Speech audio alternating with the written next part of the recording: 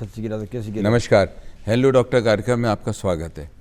रोज़मर्रा की ज़िंदगी में अपन अखबार में पढ़ते रहते हैं कि इस व्यक्ति ने वहाँ असॉल्ट हो गया, वहाँ वायलेंस हो गया, किसी ने सुसाइड कर दिया, किसी ने जहर खा लिया, और एक शब्द उसके साथ बहुत जुड़ता है, वो है साहब ये मेडिको लीगल केस हो गया, इस व्यक्ति का पोस्टमार्टम होगा। पर ये जो चीज़ें हैं कितनी महत्वपूर्ण हैं, और अपनी जुडिशरी जब डिसीजन लेती है उसमें इसका कितना इम्पोर्टेंट रोल है, इसी विषय पर चर्चा करने के लिए आज हमारे बीच मौजूद हैं professor and head department of forensic medicine से डॉक्टर एनएल डिसानी। और डॉक्टर डिसानी, आपका बहुत बहुत स्वागत है। जैसे मैंने कहा कि रोज़मर्रा की ज़िंदगी में आदमी पढ़ता है कि साहब ये पोस्टमार्टम हुआ इस व्यक्ति का, इस व्यक्ति ने सुसाइड नहीं मर्डर हुआ था, मर्डर नहीं सुसाइड हुआ था, या जहर दे दिया गया। पर लोगों को ये ज्ञान नहीं है कि ये सारी चीज़ें बताता कौन है, और इसमें जुडिशरी को कितना इम्पॉर्टेंट इनपुट होता है, और जो डिसीजन लिए जाते हैं उसका बेस ही ये होता है। तो मैं सबसे पहले पूछना चाहूँगा कि जो फॉरेंसिक मेडिसिन जो डिपार्टमेंट है, इसका जैसे मैंने तो एक चीज़ें बता दी, एक्चुअली रोल क्या क्या है या क्या क्या चीज़ें देखी जाती है इसमें? बेसिकली फॉरेंसिक मेडिसिन एक बहुत ही ऐसा सब्जेक्ट है जो पब्लिक के काम आता है, नहीं पब्लिक जानती नहीं है।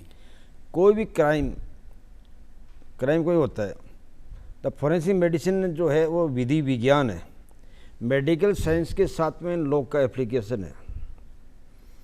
फॉरेंसिक मेडिसिन का बेसिक काम ये होता है कि कोई भी क्राइम हुआ है, उसकी कैसे क्राइम हुआ है उसको पूरा चार्टिंग करना होता है, उसकी रिपोर्ट करनी होती है। जैसे कोई मर्डर हुआ है या एक्सीडेंट हुआ है, फॉल फ्रॉम हाइट है, फांसी का मामला है, स्टेब है, गन शॉट है, ये ब्लास्ट है, ये आदमी गिर के मरा है, ये क्लियर कट रिपोर्ट बना के अपने रेलेवेंट जो आईओ आता है, पुलिस पर्सन जो आता है, वो हमको एप्लीकेशन देता है, that is known as police application और पुलिस तहरीर। उसके बाद में हम विधिवत उस मेडिकल का पूरा, जैसे पोस्टमार्टम के पूरे मेडिकल एग्जामिनेशन करते हैं, विधिवत बॉडी का पूरा एग्जामिनेशन करते हैं, थ्रू एंड थ्रू होते हैं, और कंप्लीट बॉडी विदाउट क्लोथिंग होती है। जो भगवान जो हमको देता है, जो बॉडी देता है, वो उसी हालत में हम एग्जामिनेशन करते हैं। कोई हमारे लिए कोई पर्दा नहीं होता। आफ्टर कंप्लीट एग्जामिनेशन भी कंडक्ट द पोस्टमार्टम करते हैं, उसमें पूरे बॉडी का ओपन होता है। पब्लिक में भ्रांतियाँ होती है, साहब कैसे करते हैं, कैसे करते होंगे, और ये इसके दौरान और भी कुछ बदमाशियाँ होती होगी, लीवर निकाल लेते होंगे, गुर्दे निकाल लेते होंगे, ये और लोगों को भ्रांतियाँ तो बहुत सारी होती हैं, टोटल भ्रांतियाँ हैं। लेकिन हम बिल्कुल ईमानदारी से ट्रांसपेरेंसी से रिपोर्ट तैयार करके हम कोर्ट में आईओ के माध्यम से भेजते हैं। फिर न्यायिक अधिकारी हमारी रिपोर्ट के अनुसार कि वो क्राइम क्या हुआ है, उसको सुसाइड हुआ है, हैंगिंग हुआ है, मर्डर हुआ, उसकी बेस पर हमारा बयान होते हैं, कोर्ट में बयान नोट होते हैं। और सामने वाला वकील जो होता है डिफेंस पार्टी का, वो हमसे जिरे करता है। लेकिन एक फाइनल कंक्लूजन में पहुँचता आदमी कि इसके बेसिक क्राइम, उसके बेस पर उसको एक पनिशमेंट डिसाइड किया जाता है। तो कानून के लिए बहुत अहम सब्जेक्ट है कि जो क्राइम जो होता है, क्राइम में एक बहुत बड़ा काम होता है, आपराधिक प्रकृति के लोग होते हैं। तो जो विधि विज्ञान विशेषज्ञ, जो मेडिक, जो इसका जो हम लोग डॉक्टर हैं, हम न्याय तक पहुंचाने के लिए बहुत बड़ा एक रोल अदा करते हैं कि रियल में इसके एक्चुअल फैक्ट्स जो हैं वो पेश करते हैं। पर डॉक्टर डिसानी, बात आती है कि ये मेडिको लीगल केस है। हाँ। अब मैं पूछना चाहता हूँ कि ये मेडिको लीगल केस कौन सा होता है, या कौन कौन से केसेस मेडिको लीगल में माने जाते हैं? मेडिको लीगल केस वो दो टाइप की डेथ होती है। एक तो नेचुरल डेथ होती है, एक उम्र पगी आदमी और अपनी उम्र के हिसाब से डेथ हो गया। दूसरा होते हैं अननेचुरल। दैट अननेचुरल का मतलब ये होता है कि किसी को बिना उम्र के मौत होना, जैसे एक्सीडेंट से होना, असोल्ट से होना, गन शॉट से होना, जल के होना। तो प्रकृति के अलग कोई काम होता है भाई, एक जो आया वो जाना है उसको, वो होती है प्राकृतिक। अप्राकृतिक को अननेचुरल का मतलब ये होता है कि मैं 40 साल का आदमी है, 30 का है, 20 का है, वो मर गया या उसकी डेथ हो गई, तो इनको हम बोलते हैं मेडिको लीगल। मेडिको लीगल मतलब नॉर्मल के अलावा। डॉक्टर डिसानी, एक चीज़ मैं पूछना चाहता हूँ, जैसे कोई भी व्यक्ति की डेथ हो गई, और ये तो घर वालों को पता है कि घर पे डेथ हो गई, पर एक्चुअल फैक्ट्स पता नहीं है। तो वो अगर बॉडी को लेके हॉस्पिटल में, प्रैक्टिकल बात कर रहा हूँ, हॉस्पिटल में लेके जाते हैं, बॉडी डेड रिसीव्ड है, तो वो मेडिको लीगल में आती है या नहीं आती? कोई भी बॉडी रिसीव डेड है किसी भी अस्पताल में, कानून की भाषा में वो एमएलसी होती है, मेडिको लीगल होती है। वो एक स्टेट प्रॉपर्टी है। रिसीव डेड जो बॉडी है वो स्टेट प्रॉपर्टी है, गवर्नमेंट प्रॉपर्टी है, वो अपनी कैपिटल प्रॉपर्टी है, अपने देश की प्रॉपर्टी है। वो उसमें किसी भी घर वाले का इंटरफेयर नहीं होता है कि हम तो पोस्टमार्टम नहीं कराएंगे, हमारे तो ऐसे घर पे डेथ हो गई है, हमारे ये ऐसे मर गया। That is totally 100% medico legal. मतलब ये जिम्मेदारी बेसिकली हर एक व्यक्ति की भी है और अस्पताल की भी कि अगर बॉडी डेड रिसीव्ड करता है तो उसको एमएलसी बताना जरूरी है। Any body that is received dead in hospital, that is MLC. That is MLC. वो दैट उसका cause of death rule out करने के लिए उसका मेडिको लीगल होना अनिवार्य है, उसका मेडिकल होना अनिवार्य है, पोस्टमार्टम होना अनिवार्य है। कि कोई भी संस्था, कोई मान लो उसकी पॉलिसी है, कोई LIC है, तो जब तक कोज ऑफ डेथ नहीं दोगे वो मानेगी नहीं कि डेथ हुई है। बिल्कुल। किसी भी संस्था को, पॉलिसी को, मान लो कोई नौकरी में है, वो नौकरी कर रहा है और सरकारी नौकरी में जब तक वो डेथ सर्टिफिकेट नहीं जाएगा, पोस्टमार्टम रिपोर्ट नहीं जाएगी, जब तक वो नहीं मानेंगे कि इसकी डेथ हुई है। That is any death that is receive death always MLC, that is medico legal. बहुत ही इंपॉर्टेंट बात कही। मैं सभी दर्शकों को बताना चाहता हूँ कि ये लाइव प्रोग्राम है और आपके स्क्रीन पे जो नंबर डिस्प्ले हो रहे हैं उस पर फॉरेंसिक मेडिसिन या आम भाषा में कहा जाता है जूरिस्ट, उससे आप रिलेटेड कोई भी सवाल पूछ सकते हैं। नंबर मैं दोबारा बताना चाहता हूँ, 0141 270 4999 एंड 270 4098। कोई भी आपका मेडिको लीगल एस्पेक्ट, पोस्टमार्टम या फॉरेंसिक मेडिसिन से अगर रिलेटेड कोई भी सवाल है तो आप ज़रूर पूछ सकते हैं। एक तो आपने बिल्कुल बात क्लियर कर दी कि अगर डेड बॉडी रिसीव्ड है that is MLC, that is MLC. अब बात आती है, बहुत काम वो कहा जाता है, वो होती है पॉइजनिंग। अब पॉइजनिंग एक्सीडेंटल भी हो सकती है, कोई गलती से पी जाए, या ये भी हो सकती है कि वो किसी को दे दिया जाए। दो साइड की होती है, होमसाइड होती है, सुसाइड होती है। ये आप कैसे डिसाइड करते हैं, या कॉमन पॉइजनिंग्स कौन कौन सी नॉर्मल देखी जाती हैं? एनी पेशेंट अगर वो जिंदा है, कम टू द हॉस्पिटल, दो हो गए एमएलसी, एक तो जिंदा है, एक मुर्दा। हाँ जी। जिंदा आदमी आता है तो हम एग्जामिनेशन ऑफ द पेशेंट, उसके लक्षण होते हैं हर एक पॉइजन के, उसकी पर्टिकुलर स्मेल होती है, उसकी आंखों की साइज होती है, बॉडी कलर होते हैं, उसके बाद में उसके बॉडी में लक्षण होते हैं कि क्या उसने क्या पॉइजन खाया। ड्यूरिंग एग्जामिनेशन हम ये रूल आउट कर लेते हैं कि इसने ये लगभग पॉइजन खाया है। फिर भी उसको रूल आउट करने के लिए फाइनल डायग्नोसिस के लिए उसका ब्लड का सैंपल लिया जाता है, यूरिन सैंपल लिया जाता है, लेके हम उसमें लैब में, रेलेवेंट लैब में भेजते हैं। और मोर और लेस मोर देन 90% हम डिसाइड कर लेते हैं कि इसने सेल्फोस खाया है, या OPC एल्ड्रिन पिया है, या चूहे मारने की दवाई खाई है, या इसने तेजाब पिया है, या और कोई पॉइजन लिया है। तो हम मोटा मोटा लगभग उससे डिसाइड कर लेते हैं, उसके अनुसार हम इलाज कर लेते हैं। ऐसे ही मान लो कोई पॉइजनिंग पेशेंट आ रहा है, कोई स्नेक बाइट का केस आ रहा है, कोई बिच्छू खा गया और कोई एनिमल बाइट आया, तो भी during the examination due to our experience, हमारे अनुभव के आधार पर हम डिसाइड कर लेते हैं कि इसका पॉइजन हुआ और इसका ये इलाज होना है। अगर कोई डेड बॉडी आई है due to death due to poisoning, prima facie जैसे कोई कार में मर गया, AC चलाई हाँ जी, कार में मोनोऑक्साइड गैस होती है, उसमें बॉडी का पिंक कलर होता है। चलती गाड़ी में AC चलाई गई, अखबार में मीडिया में पढ़ते रहते हैं कि कार में चलाई गई, AC चलो सो गया यार, क्या नाम से, वो मर गया। तो उसमें बंद कार में कार्बन मोनोऑक्साइड जनरेट होती है, उसे ड्यू टू कार्बन मोनोऑक्साइड जो हीमोग्लोबिन होता है उसको क्लबिंग होके बॉडी का पिंक कलर हो जाएगा। हाँ, तो वो देखते हम कहते हैं कि इसने तो ये खाया है। तो दोनों तरीके से आप एक तो क्लिनिकली देख लेते हैं और एक टेस्ट करके भी डॉक्यूमेंट कर देते हैं। अगर क्लिनिकली हम एसेस कर लेते हैं, उसके पैरामीटर चेक करते हैं, कुछ पॉइजन में BP बढ़ता है, कुछ में घटता है, कुछ में आँख की जो पुतली है की साइज घटती है बढ़ती है, कुछ बॉडी स्मेल होती है, कुछ इसमें पैल्पिटेशन होता है, हार्ट रेट बढ़ती है, किसी में घटती है। ये डिफरेंट टाइप के एग्जामिनेशन होते हैं क्लिनिकली। उसके अलावा साथ साथ में उसका सैंपल ले लेते हैं, we send to the lab relevant से, वहाँ से रिपोर्ट आते हैं, उसके अनुसार हम उसका इलाज चालू करते हैं। जैसे मान लो स्नेक बाइट का, तो पर्टिकुलर स्नेक बाइट का एंटी स्नेक विनम है, बिल्कुल स्कॉर्पियो बाइट है, तो उसका इलाज चालू करते हैं। तो ये एक फॉरेंसिक मेडिसिन एक इंडिया में एक न्यू सब्जेक्ट है क्लिनिकल साइड में।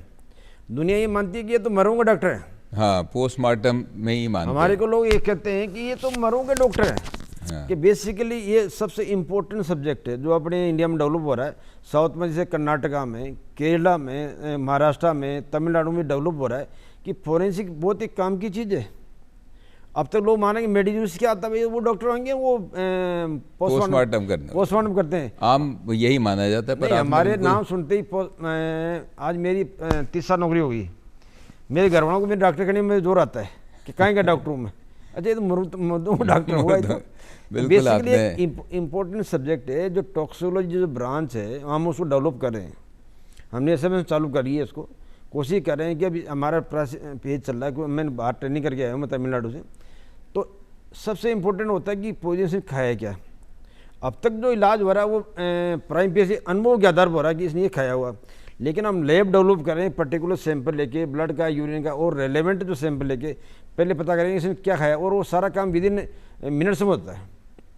तो वो फिर स्पेसिफिक हमारे पास टाइमली स्टार्ट हो जाएगा। अल्ट्रा मोड मशीनें आई है और हमें चालू कर रहे हैं स्वास्थ्य मानसिक चिकित्सालय SMS में कि इसने क्या पोजन खाया, उसका एंटीडोट क्या चाहिए वो पता चले। बिल्कुल, बहुत इंपॉर्टेंट बात है। एक चीज़ मैं और पूछना चाहूँगा डॉक्टर डिसानिया कि जैसे MLC की बात आती है तो क्या हर एक हॉस्पिटल MLC के लिए रिकॉग्नाइज्ड है, या जिन्होंने MLC के ट्रीटमेंट के लिए अप्रूवल ले रखा है केवल वो ही अटेंड कर सकता है इस तरीके के केसेस? वैसे एज पर गवर्नमेंट रूल जो है और जो NMC का रूल है, सेंट्रल गवर्नमेंट का रूल है, वैसे एनी हॉस्पिटल, एनी अस्पताल, कोई भी MLC पेशेंट आता है तो he can't refuse for treatment. Primary इलाज के लिए सुप्रीम कोर्ट का रूल है, मानवाधिकार रूल है, पार्लियामेंट का रूल है। कोई भी पीड़ित आदमी, पीड़ित पेशेंट किसी भी अस्पताल में जाता है, he is duty to treat him, उसकी ड्यूटी है। उसको ये नहीं कहेगा कि ये MLC में इलाज नहीं करूँगा। कोई भी अस्पताल किसी भी लेवल का, चाहे प्राइवेट हो सरकारी हो, वो रिफ्यूज नहीं करेगा। तो उनकी ड्यूटी होती है कि start the treatment, relevant start करें और इन रेलेवेंट पुलिस थाने को या 100 नंबर फ़ोन कर दें, वो फिर अपने आप वो दे विल मैनेज। तो यहाँ पे जैसे MLC की जो बात करते हैं, जो इस अस्पताल में क्या कोई फिक्स डॉक्टर्स की टीम आती है या किस तरीके से रहता है? गवर्नमेंट में ऐसा रूल बना रखा है कि MLC नोटिंग के लिए गवर्नमेंट डॉक्टर को ऑथराइज कर रखा है। ऑथराइज कर राजस्थान में MLC नोट करने के लिए, दैट में MLC लाइव हो चाहे डेड हो, उसके लिए इन्होंने गवर्नमेंट डॉक्टर को ऑथराइज कर रखा है कि उसको नोट करने के लिए या तो रेलेवेंट वो डॉक्टर वहाँ जाएगा। अगर मान लो उसके पास कोई गवर्नमेंट से कोलैबोरेशन नहीं है तो वो आफ्टर जो अगर FIR होगी तो पुलिस वाला उस मरीज को लेके जाएगा वहाँ रेलेवेंट जो भी उसका एरिया लगता है। एक चीज़ मैं पूछना चाहूँगा, क्योंकि सबसे ज़्यादा लोगों को डर जो लगता है, क्योंकि अगर एक्सीडेंट की बात करें या किसी को भी कोई बॉडी कहीं पे मिलती है या कोई भी इस तरीके का चीज़ होती है तो वो आता है कि पुलिस का इन्वॉल्वमेंट कोई नहीं करना चाहता। तो अभी रूल क्या कहता है कि फॉर एग्जांपल किसी भी जने को कोई भी एक्सीडेंटल व्यक्ति मिल गया सड़क पे, डेड बॉडी भी मिल गई, वो अगर उसको लेके थाने जाता है या हॉस्पिटल जाता है, उसको तो पता नहीं डेड है या नहीं, हॉस्पिटल लेके जाता है, उस व्यक्ति को मेडिको लीगली कहीं कोई पुलिस की तरफ से कोई कॉल तो नहीं आती? ये बड़ा क्योंकि लोगों को डर लगता है, लोग कहते हैं मैं नहीं फंसना चाहता। बहुत अच्छा क्वेश्चन किया। लोगों में भ्रांति है कि कोई एक्सीडेंट आदमी हो गया मैं उसे लेके जाऊँ मेरा नाम आ जाएगा, मेरा नाम आ जाएगा। कोई डेथ पड़ी है, रोड साइड पड़ी है, डेथ होगी, के साथ मैं लेके जाऊँ मेरा नाम आ जाएगा। हाँ। ये गवर्नमेंट ने बिल्कुल क्लियर कर रखा है कि जो हेल्प कर रहा है उसको उठा के इलाज के लिए ले जा रहा है और रेलेवेंट किसी अस्पताल में भर्ती कर रखा है। और गवर्नमेंट ये भी कह दिया कि within 24 hour state government का रूल आ गया, कोई अगर प्राइवेट हॉस्पिटल भी अगर उसको इलाज कर रहा है तो गवर्नमेंट पे करेगी। अच्छा। किसी भी आदमी को जो हेल्प करेगा को किसी प्रकार का हरेसमेंट नहीं किया जाएगा लीगली। ये बड़ा डर है लोगों ये लीगली कर दिया।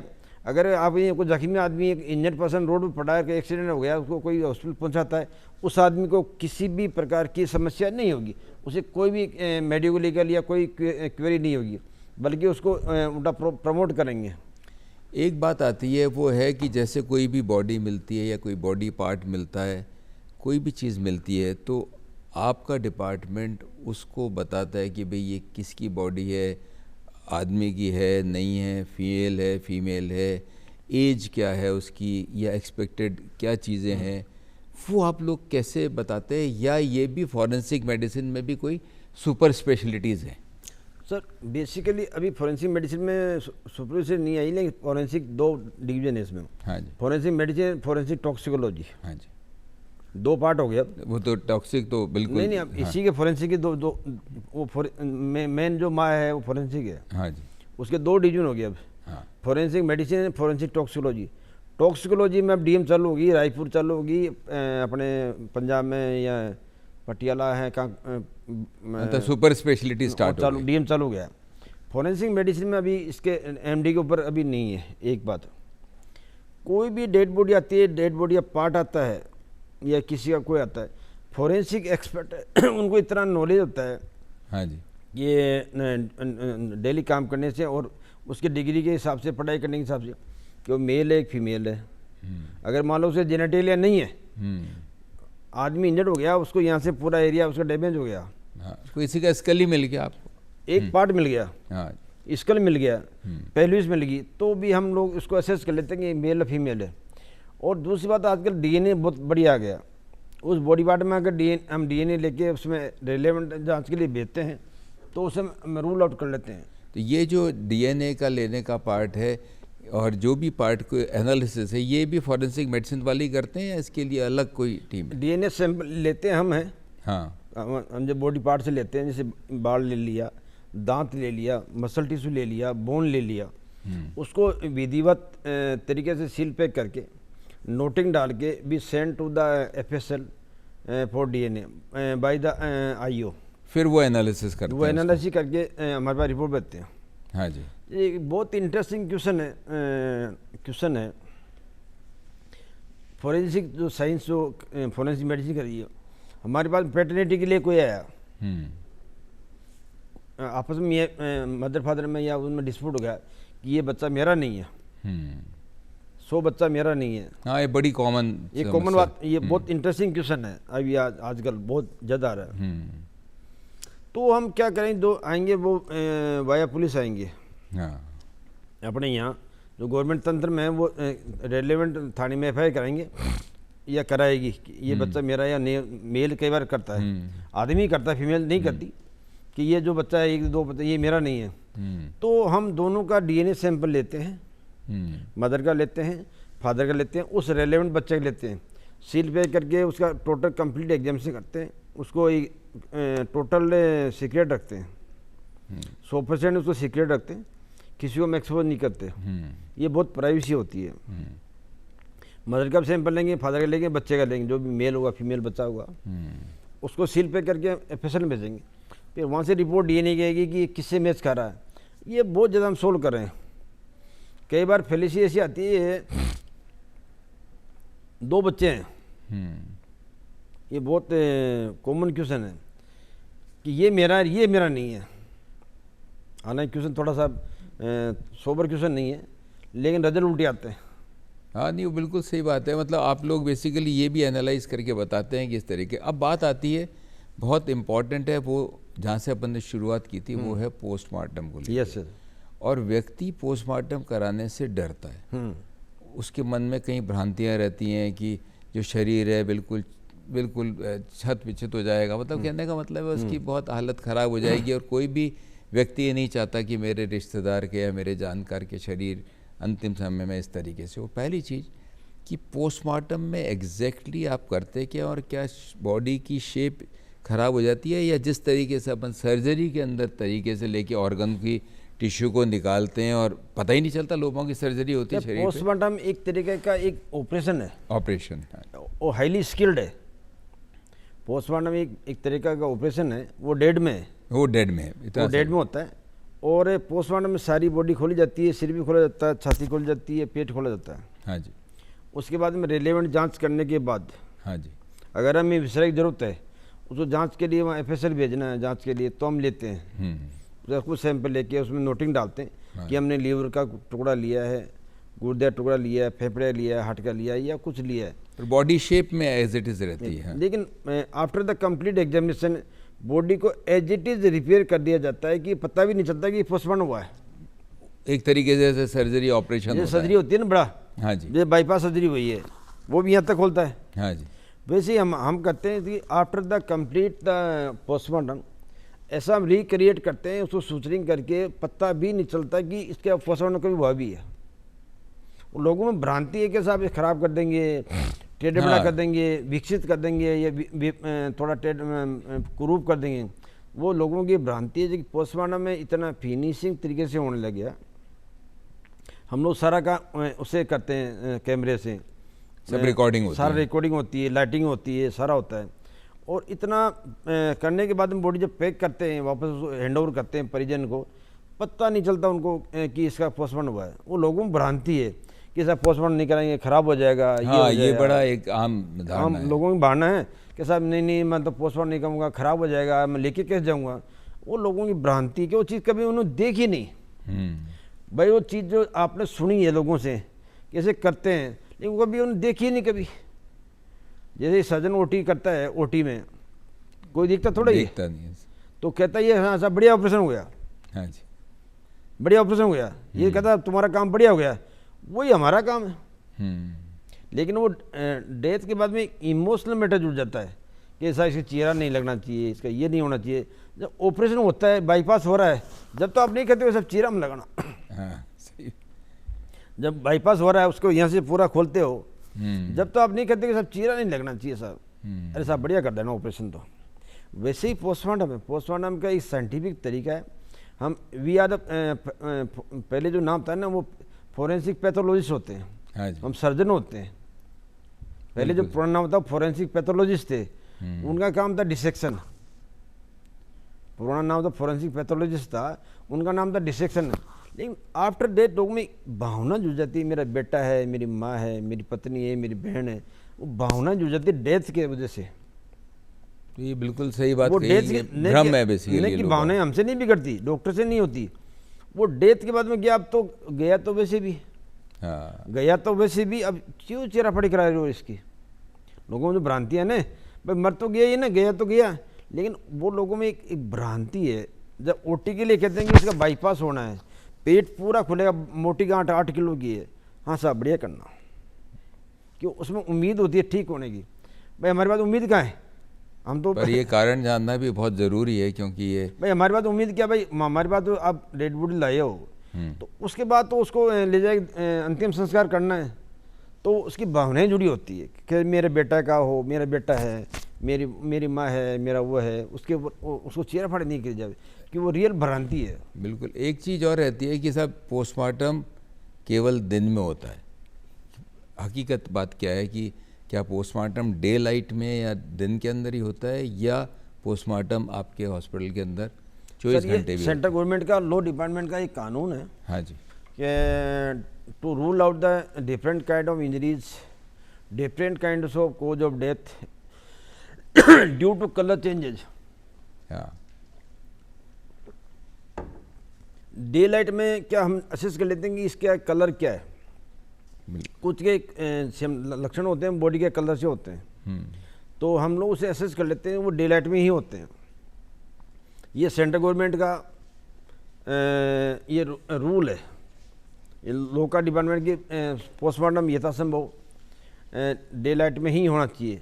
लेकिन फिर भी कई भी यार कोई इमरजेंसी होती है, लॉ एंड ऑर्डर का मामला होता है, रोड्स का मामला होता है कि सब इसको तो करना, बॉडी करके देना जरूरी है। कई बार रात को भी कभी नॉर्मली यही ट्रेंड नॉर्मली होता है, डे लाइट में ही होता है, डे लाइट के अंदर ही होते हैं। बहुत ही इंपॉर्टेंट बात कही कि पोस्टमार्टम से व्यक्ति को बिल्कुल नहीं घबराना चाहिए, क्योंकि पोस्टमार्टम जो है वो actual fact of cause of death बताता है, और वो बहुत ज़रूरी है, सबकी जिम्मेदारी है।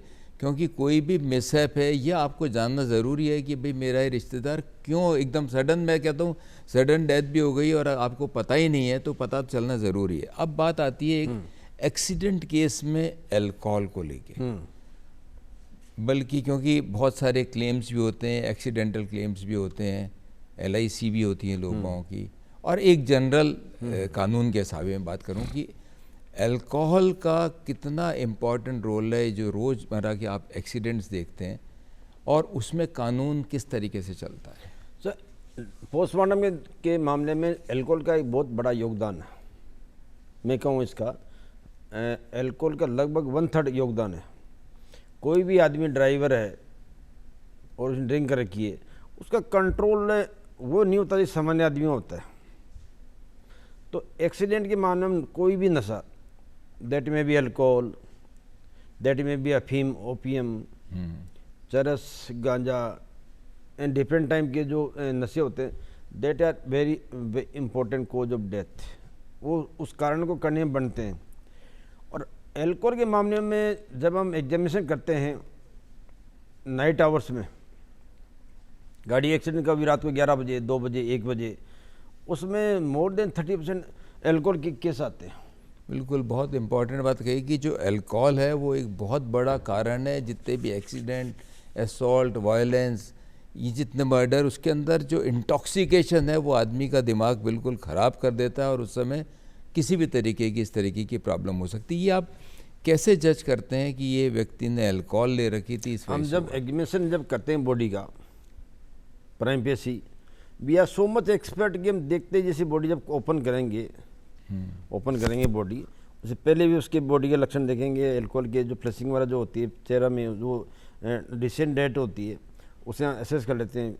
और फिर जब बॉडी खोलेंगे, टिपिकली अल्कोहल की स्मेल आती है।